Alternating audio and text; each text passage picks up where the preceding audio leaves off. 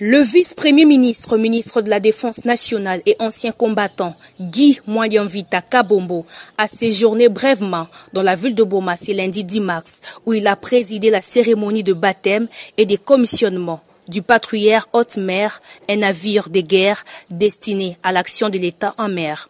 À son arrivée, les patrons de la défense congolaise qu'accompagnaient le chef d'état-major adjoint chargé des opérations et des renseignements, le lieutenant-général Ishaligo Nzanduru et le vice-gouverneur du Congo central Prosper Ntela s'est rendu à la mairie pour présenter des civilités à l'autorité urbaine Senghor Mbutu-Yibi. Par la suite, le VPM Guy Mwalianvita s'est rendu au port international de Boma pour l'événement du jour, le baptême et commissionnement du nouveau navire militaire congolais acquis dans le but d'améliorer la surveillance maritime et la protection des eaux territoriales du pays face aux défis sécuritaires actuels. Dans son allocution, le patron de la défense congolaise, tout en remerciant le chef de l'État Félix-Antoine Tshisekedi Tshilombo d'avoir permis l'acquisition de ces navires et revenir sur la mission de la force navale de la RDC, un pays entouré à 40% de frontières liquides. L'équipe du 14e groupement naval a été ainsi invitée à bien se servir de cette unité navale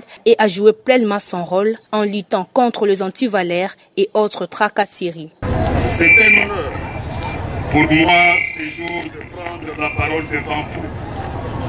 L'occasion de la cérémonie du baptême et commissionnement du patrouilleur haute mer Telfa Kalandé qui va bientôt porter le nom symbolique d'alternance pacifique du 24 janvier 2019.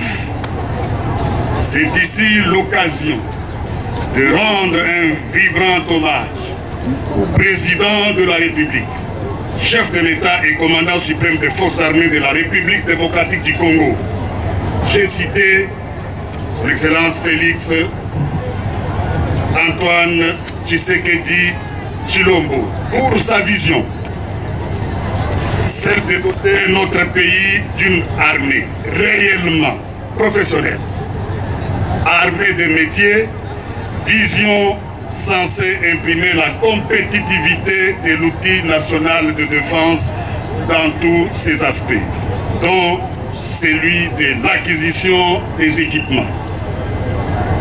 La loi organique numéro 11 par 012 du 11 août 2011 portant organisation, fonctionnement des forces armées de la République démocratique du Congo en son article 48 assigne la force navale plusieurs missions dont la principale est, je cite, défendre les eaux territoriales, notamment maritimes, fluviales, lacustres et littorales pour en assurer le libre usage aux activités nationales et en interdire l'accès aux forces ennemies. La force navale est responsable de la surveillance et de la protection des eaux territoriales de la nation. Ces missions englobent la défense des côtes, la lutte contre les activités illicites en mer, telles que la pêche illégale, la contrebande, la piraterie, le trafic des êtres humains, la pollution maritime, la contribution aux opérations de maintien de la paix dans la région. La protection des voies maritimes est un enjeu majeur pour la République démocratique du Congo, compte tenu de l'importance économique des ports et du transport maritime. Pour remplir cette mission et toutes les autres, la force navale devait disposer de moyens conséquents et adaptés pour couvrir son secteur et participer ainsi à la défense de l'intégrité territoriale de la République démocratique du Congo. C'est ainsi, au regard de l'importance et de la nécessité d'assurer la sécurité de notre pays, qui est entouré à 40% des frontières liquides, soit plus de 10 000 km avec tous les pays voisins à l'exception du Soudan du Sud. Nous mesurons donc l'énormité des défis d'acquisition des matériels flottants auxquels le pays est appelé à faire face. Une fois de plus, l'occasion de remercier les commandants suprêmes pour avoir permis l'acquisition de cette unité navale destinée à notre accès à la mer, assurer ainsi la surveillance de notre côte et limiter l'intimidation de la marine de notre voisin qui dérange nos compatriotes et qui souvent arrachent leurs marchandises. Aujourd'hui, c'est le 14e groupement naval. Demain, ça sera le 22e et le 34e groupement naval. Ce patrouilleur, deuxième grande unité de la force navale, doit désormais marquer sa présence le long de notre frontière maritime et prendre en charge la problématique de défense et de sécurité liée à cette importante voie de communication qui contribue au développement de notre pays. Cette unité doit assurer les missions de défense et de l'action de l'État en mer.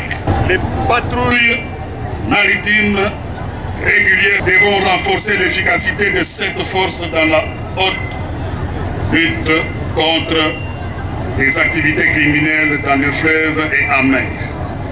La force navale doit donc avoir la maîtrise et le contrôle de l'espace liquide national et pour cela, elle doit marquer sa présence dans les 4 théâtres d'opération, à savoir Fleuve Congo, Kinshasa, Kisangani et les différents affluents du fleuve Congo à l'ouest. Avec la détermination du président de la République, cette cérémonie de commissionnement d'un navire de guerre est certes la toute première dans son second mandat, mais je vous rassure, ici et maintenant, que dans les tout prochains jours, je ferai le même exercice au 22e groupement naval, où certains équipements flottants sont actuellement en réhabilitation et d'autres sont déjà acquis. Les navires pour le 33e groupement naval, déjà commandés et prêts à la livraison, mais la situation actuelle bloque sa matérialisation. Après cette étape d'acquisition, les matériels de guerre pour la haute mer et les zones lacustres, je vais m'investir dans l'acquisition des matériels pour le fleuve et ses différents affluents.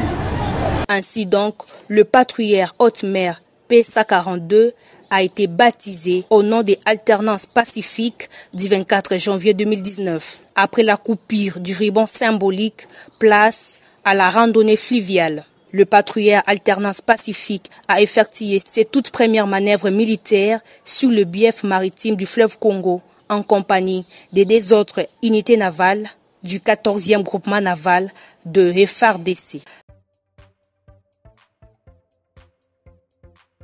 CNTV Farafara est une chaîne YouTube œuvrant pour la promotion de médias de proximité. Sa mission est de former, informer et divertir ses téléspectateurs. Nombreux lui font confiance en l'associant à leur cérémonie.